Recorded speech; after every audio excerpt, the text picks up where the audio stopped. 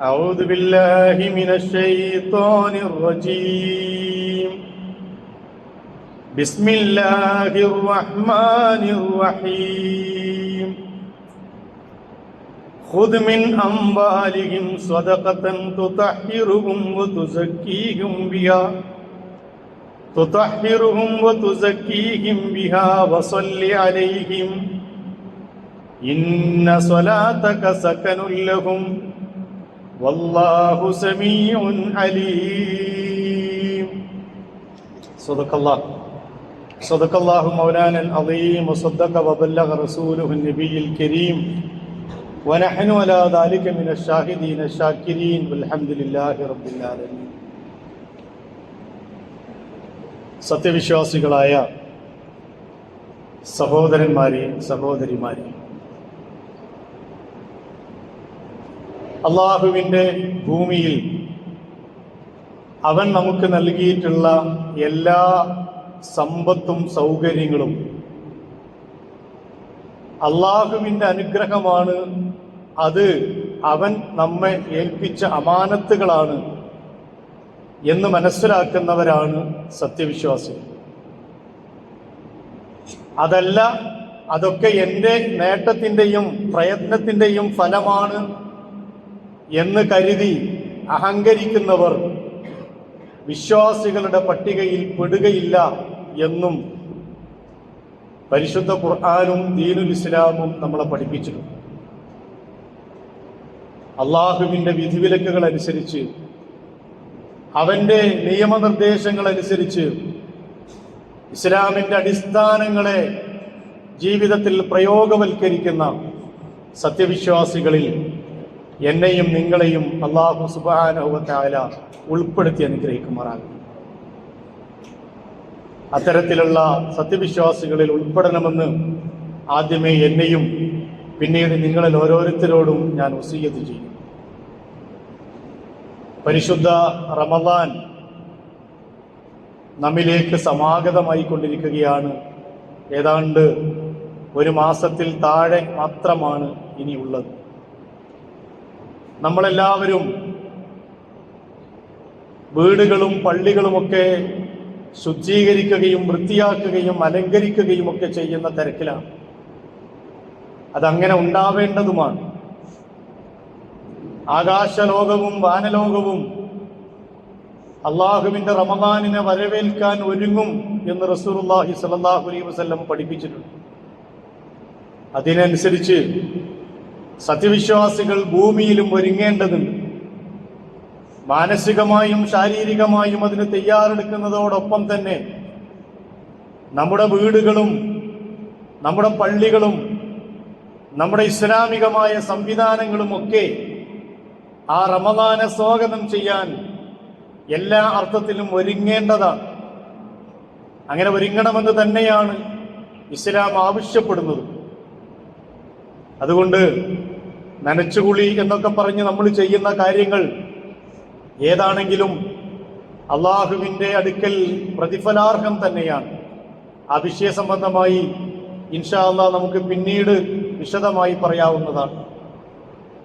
ഇസ്ലാമിൻ്റെ 5 സ്തംഭങ്ങളിൽ നമസ്കാരത്തെക്കുറിച്ച് മുൻപൊരിക്കൽ നമ്മൾ പറയുകയുണ്ടായി.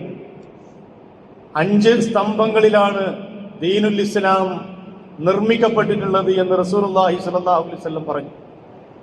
ബുനിയൽ ഇസ്ലാമു അലാ ഖംസിൻ ഷഹാദത്തി അല്ലാ ഇലാഹ ഇല്ലല്ലാഹു വ അന്ന മുഹമ്മദുർ റസൂലുള്ളാഹ്. 5 സ്തംഭങ്ങളിൽ ഇസ്ലാം നിർമ്മിക്കപ്പെട്ടിരിക്കുന്നു. അതിലാദ്യത്തത് അല്ലാഹു അല്ലാതെ ഒരു ഇലാഹില്ല എന്നും മുഹമ്മദ് നബി സല്ലല്ലാഹു അലൈഹി വസല്ലം അല്ലാഹുവിൻ്റെ ദൂതനാണ് എന്നും അംഗീകരിക്കുകയും വിശ്വസിക്കുകയും ഹൃദയത്തിൽ അടിയുറച്ച് അതിനനുസരിച്ച് ജീവിതത്തെ ക്രമപ്പെടുത്തുകയും ചെയ്യുക എന്നതാണ്. രണ്ടാമത്തത് ഇഖാമസ്സലാത്തി, നമസ്കാരം നിലനിർത്തലാണ്. വഈതാഇ സകാത്തി, സകാത്ത് കൊടുത്തുവിട്ടലാണ്. വൽ ഹജ്ജ്, അതുപോലെ തന്നെ ഹജ്ജ് നിർവഹിക്കുക. വസൗമി റമദാന, റമദാനിൽ നോമ്പനുഷ്ഠിക്കുക. ഇതിന്റെ ഓർഡറുകൾ പല ഹദീസുകളിലും പല രീതിയിലുമാണ് പറഞ്ഞിട്ടുള്ളതെങ്കിലും ഈ 5 അടിസ്ഥാനങ്ങളുടെ കാര്യത്തിൽ എല്ലാ റിപ്പോർട്ടുകളും ഒന്നുപോലെ ശരിവെക്കുന്നതാണ്.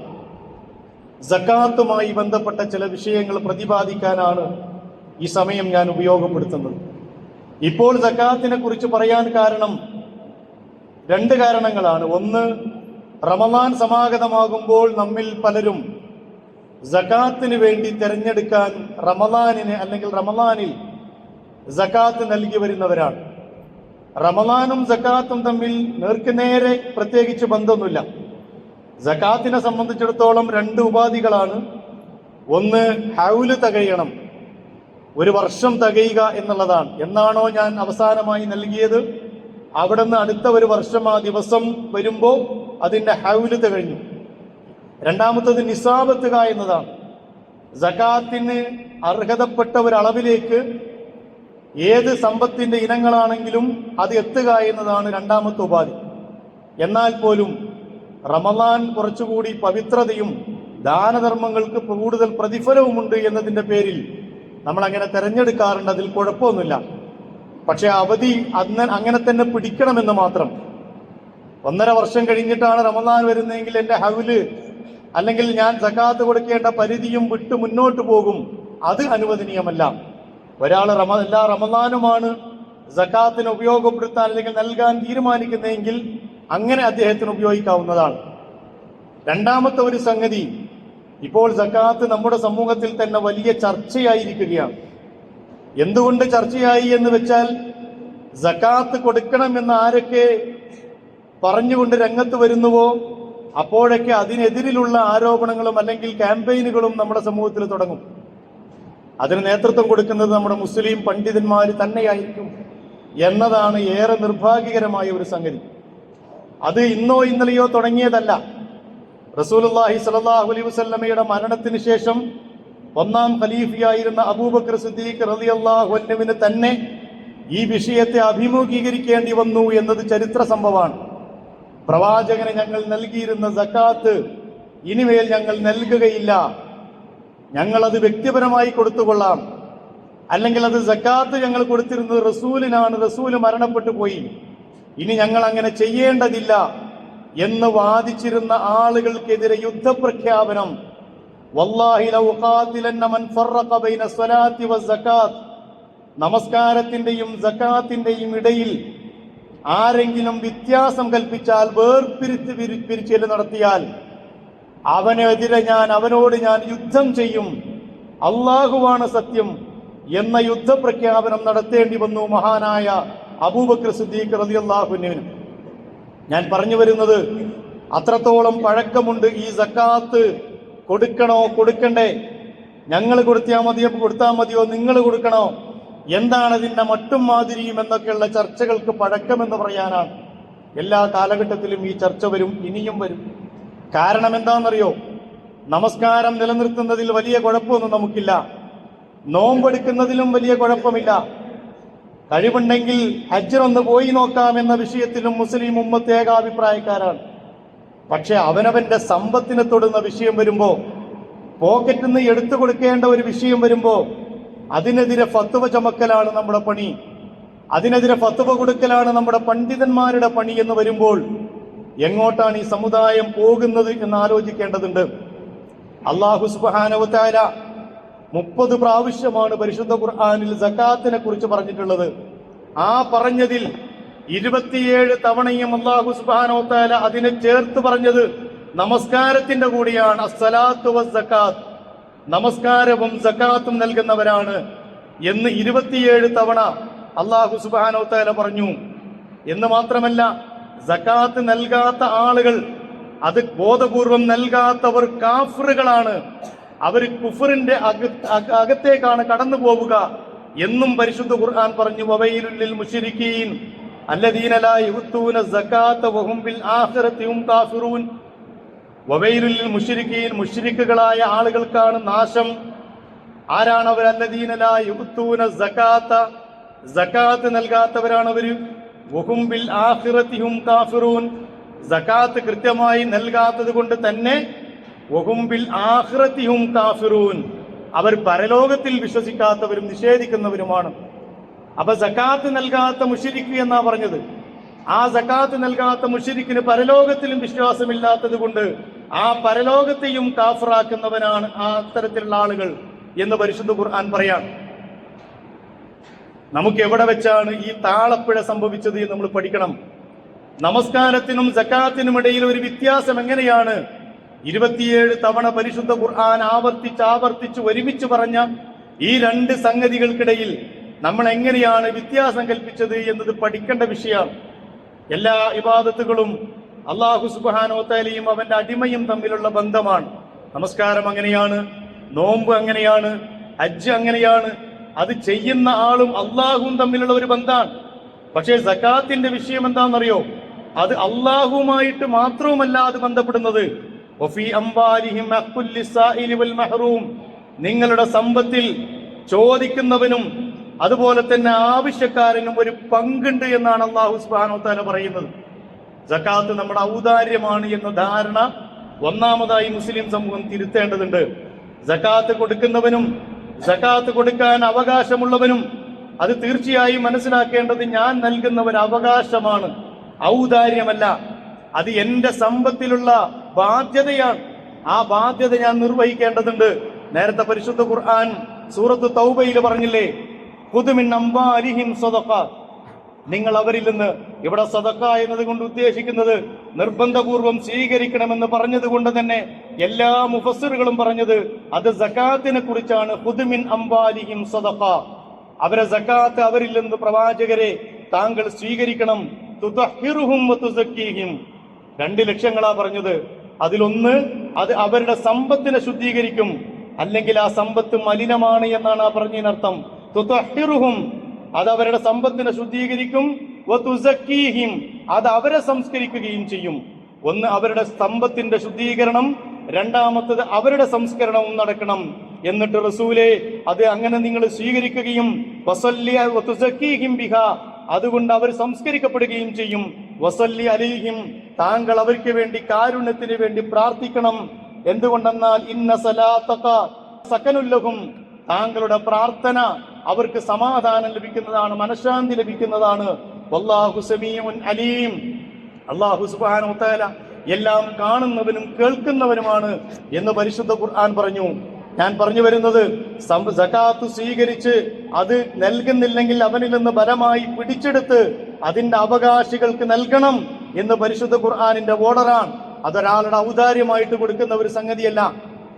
ഞാൻ പറഞ്ഞല്ലോ, നമസ്കാരം പോലെ തന്നെ സകാത്തും അല്ലാഹു നിർബന്ധമാക്കിയതാണ്.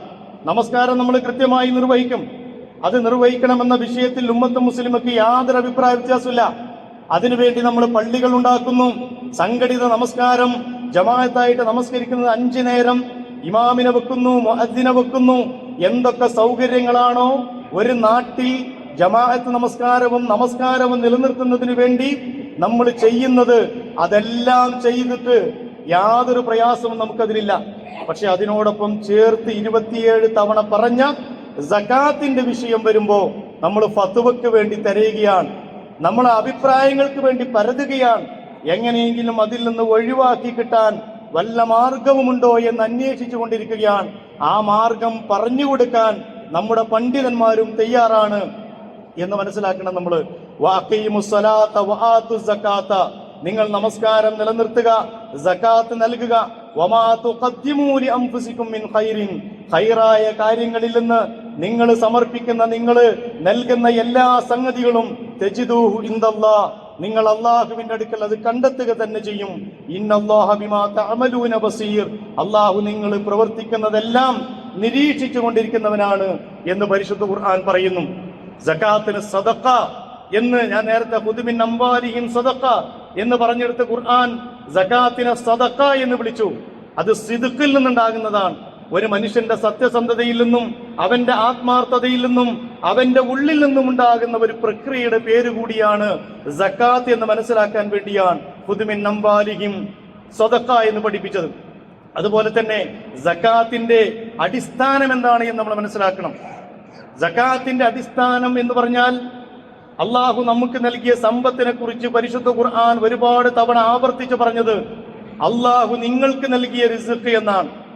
അള്ളാഹുവിന്റെ ധനം, നിങ്ങൾക്ക് നൽകിയ അള്ളാഹുവിന്റെ ധനം, അതിൽ നിന്ന് നിങ്ങൾ ചെലവഴിക്കണം. എത്ര തവണയാണ് പറഞ്ഞത്? മനുഷ്യൻ അധ്വാനിച്ചുണ്ടാക്കിയ സമ്പത്ത് എന്നല്ല പറയുന്നത്. നിങ്ങളുടെ യുക്തിയും വിളവും നിങ്ങളുടെ കഴിവും യോഗ്യതയും വെച്ചിട്ട് നിങ്ങൾ സമ്പാദിച്ച സമ്പത്ത് എന്നുമല്ല, നിങ്ങൾക്ക് അല്ലാഹു നൽകിയ സമ്പത്ത്. യാ അയ്യുഹല്ലദീന ആമനു അൻഫിഖൂ മിമ്മാ റസഖ്നാകും, വിശ്വാസികളായ ആളുകളെ നിങ്ങൾ ചെലവഴിക്കണം, മിമ്മാ റസഖ്നാകും, നാം നിങ്ങൾക്ക് നൽകിയ വിഭവങ്ങളിൽ നിന്ന്. മിൻ ഖബ്ലി അൻ യഅതിയ യൗമുൻ ലാ ബൈഉൻ ഫീഹി വലാ ഖുല്ല, ഒരു കച്ചവടവും നടക്കാത്ത ഒരു ദിവസം, അതുപോലെ തന്നെ ഒരു മൈത്രി ബന്ധങ്ങൾക്കും പ്രസക്തിയില്ലാത്ത ഒരു ദിവസം, വലാ ശഫാഅത്തുൻ, ഒരു ശുപാർശയും സ്വീകരിക്കാത്ത ഒരു ദിവസം നിങ്ങൾക്ക് വന്നെത്തുന്നതിന്റെ മുമ്പ് അള്ളാഹു നിങ്ങൾക്ക് നൽകിയ സമ്പത്തിൽ നിന്ന് നിങ്ങൾ ചെലവഴിക്കണം. അള്ളാഹു നിങ്ങൾക്ക് നൽകിയ സമ്പത്ത്. വൽ കാഫിറൂന ഹുമുൽ ളാലിമൂൻ, ആയത്തിന്റെ അവസാനം പരിശോധിക്കണം. അങ്ങനെ നൽകാത്ത ആളുകളെ കുറിച്ച് ഖുർആൻ പറയുന്നത് വൽ കാഫിറൂന ഹുമുൽ ളാലിമൂൻ, അങ്ങനെ നൽകാത്ത സത്യവിശ്വാസികൾ അവർ അക്രമകാരികൾ തന്നെയാണ് കേട്ടോ. സമ്പത്തിന്റെ അടിസ്ഥാനം അതാണ്. നമ്മളെ സ്വത്തല്ല ഇത്, നമ്മളെ സ്വത്തല്ല, അത് വെറുതെ ഉള്ള ധാരണയാണ്.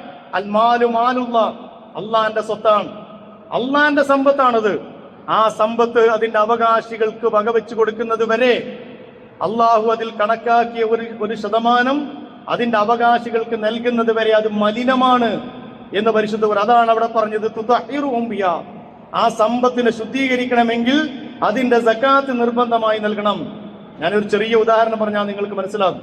നമ്മളൊക്കെ ഗൾഫിൽ പോയി വരാറുള്ളവരാണല്ലോ. സാധാരണ UAE യിൽ നിന്നോ സൗദിയിൽ നിന്നൊക്കെ വരുമ്പോ 30 കിലോ 40 കിലോ ഒക്കെ കൊണ്ടുവരാൻ പറ്റും.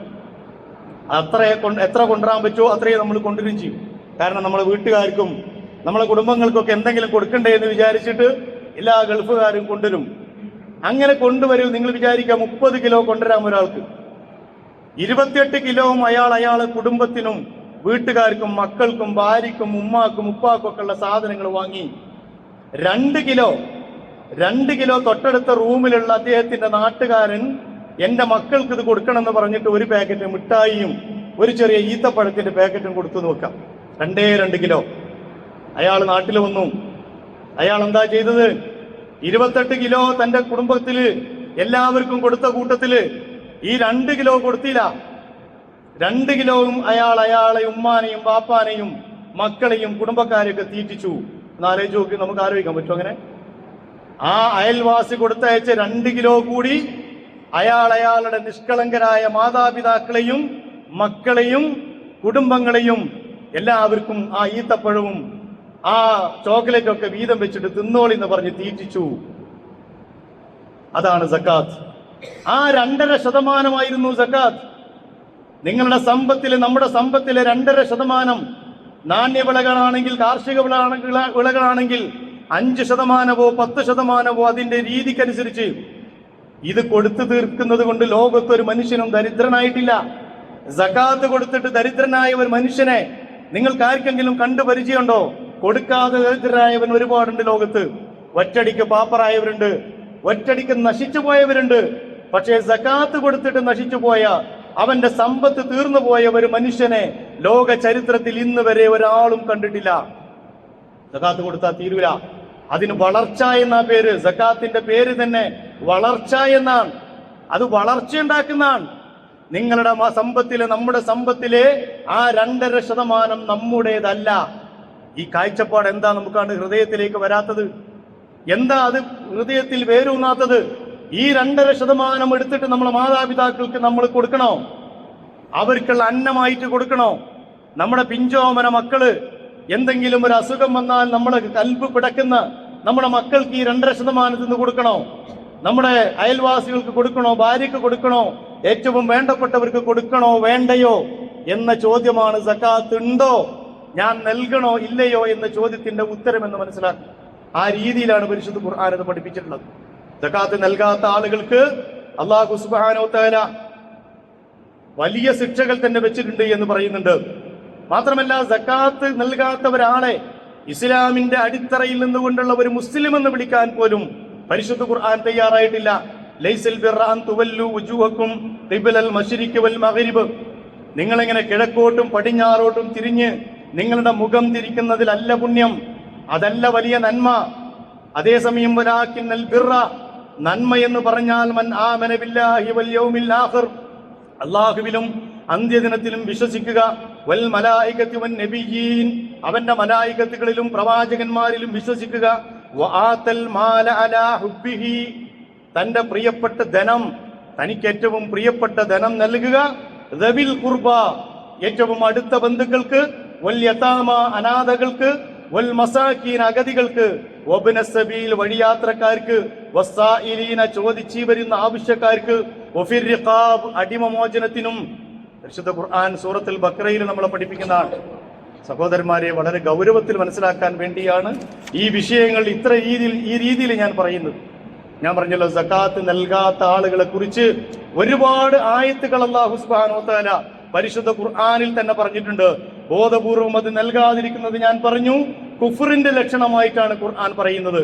അശ്രദ്ധയാണ്, പിശുക്കാണ് അതിന്റെ കാരണമെങ്കിൽ കഠിനമായ ശിക്ഷ നാളെ പരലോകത്ത് അവനുണ്ട് എന്ന് അല്ലാഹു സുബ്ഹാനഹു വ തആല പഠിപ്പിക്കുന്നു. യാ അയ്യുഹല്ലദീന ആമനു ഇന്ന കസീറൻ മിനൽ അഹ്ബാരി വർ-റുഹ്ബാൻ ലയഅകുലൂന അംവാലൻ നാസ് ബിൽ ബാത്തിൽ.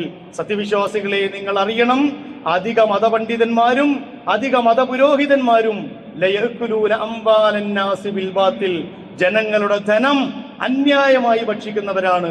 വയസുദ്ദൂന അൻ സബീലില്ലാഹ്, അല്ലാഹുവിന്റെ മാർഗ്ഗത്തിൽ നിന്ന് നിങ്ങളെ തടയുകയും ചെയ്യുന്നവരാണ്.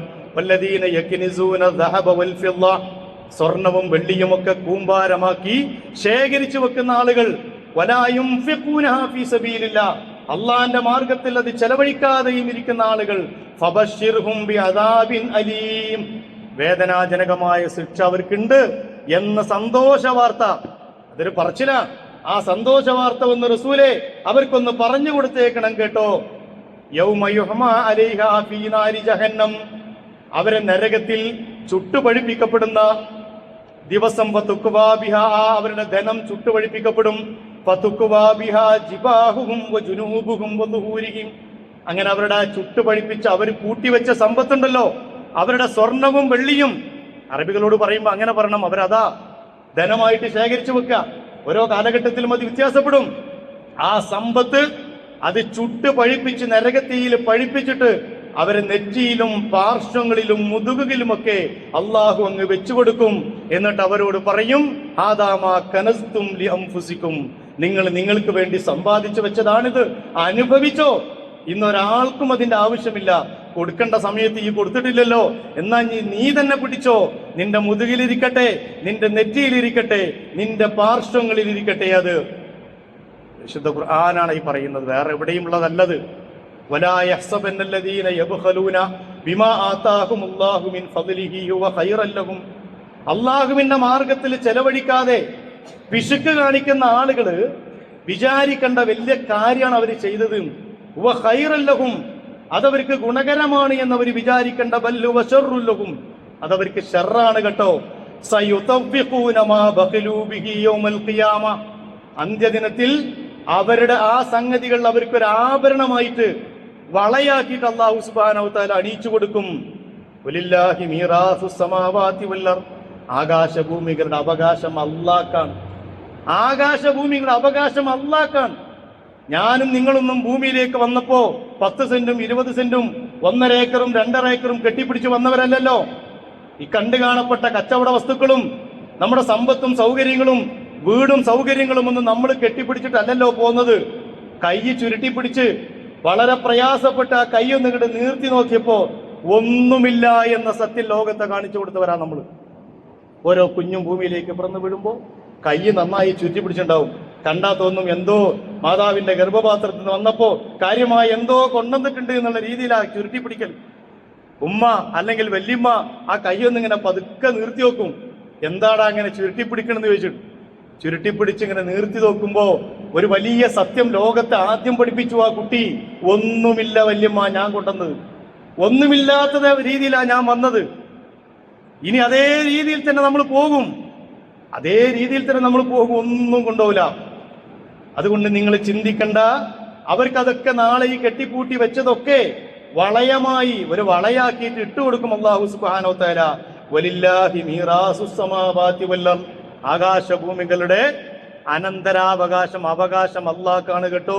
വല്ലാഹു ബിമാ തഅമലൂന ഖബീർ, നമ്മൾ ഈ ചെയ്തു കൂട്ടുന്നതൊക്കെ അല്ലാഹ്ക്ക് നന്നായിട്ട് അറിയാം എന്ന് പരിശുദ്ധ ഖുർആൻ പഠിപ്പിക്കുന്നു. എന്താ സക്കാത്തിന്റെ ലക്ഷ്യങ്ങൾ? എന്ത് കാര്യമാണ് സക്കാത്തിലൂടെ നേടാനുള്ളത്? രണ്ട് കാര്യം നേടാൻ നേരത്തെ പറഞ്ഞില്ലേ, വതുസക്കീഹിം ബിഹാ. ഒന്ന് നമ്മുടെ സംസ്കരണം. ഈ സമ്പത്തിനോടുള്ള അമിതമായ ഒരു ആർത്തി വല്ലാത്തൊരു രോഗ. അതിന്റെ സ്പെഷ്യലിസ്റ്റ് എന്ന് പറയുന്നത് ദീനുൽ ഇസ്ലാം മാത്രം. ബാക്കി എല്ലാ രോഗത്തിനും ആശുപത്രി ചെന്നാൽ സ്പെഷ്യലിസ്റ്റുകളുണ്ട്. പക്ഷെ ഈ യുഹിബ്ബൂനൽ മാല ഹുബ്ബൻ ജമ്മ, ഇങ്ങനെ കെട്ടിപ്പൂട്ടി വെക്കണ ഈ സമ്പത്തിനോടുള്ള ആർത്തി ഉണ്ടല്ലോ, അതിന് ദീനുൽ ഇസ്ലാം അല്ലാത്ത ഒരു ചികിത്സയും ലോകത്തില്ല. അതുകൊണ്ട് സക്കാത്ത് നൽകുന്നതിലൂടെ നമ്മളെ ശുദ്ധീകരിക്കണം. നമ്മുടെ പിശുക്ക്, കൊടുക്കാനുള്ള വിമ്മിഷ്ടം, പോകുമെന്നുള്ള പേടി, കുറയുമോ എന്നുള്ള പേടി, അതങ്ങ് തീരണം. കുറയൂല. നിങ്ങൾ ആലോചിച്ച് നോക്ക്, മഴ ആദ്യം പെയ്യ ഒരു കുന്നിന്റെ മുകളിലാണ്. പക്ഷെ എങ്ങനെ മഴ പെയ്താലും ആ കുന്നിന്റെ മുകള് അതിനാവശ്യമുള്ളത് സ്വീകരിക്കും, വെള്ളം. ബാക്കി മുഴുവൻ അടിയിലേക്ക് ഒഴുകും. അങ്ങനെ അടിയിലേക്ക് ഒഴുകിയിട്ടാണ് സമതലങ്ങളിലുള്ള വൃക്ഷങ്ങളും മരങ്ങളും ഒക്കെ പച്ച പിടിച്ച് പച്ച പരവതാനി വിരിച്ച് പടർന്ന് പന്തലിച്ച് ഭൂമിയിലേക്ക് തല ഉയർത്തി, ആകാശത്തിലേക്ക് തല ഉയർത്തി നിൽക്കുക. സക്കാത്ത് അങ്ങനെ പരന്നൊഴുകേണ്ടതാണ്, പടർന്നൊഴുകേണ്ടതാണ്.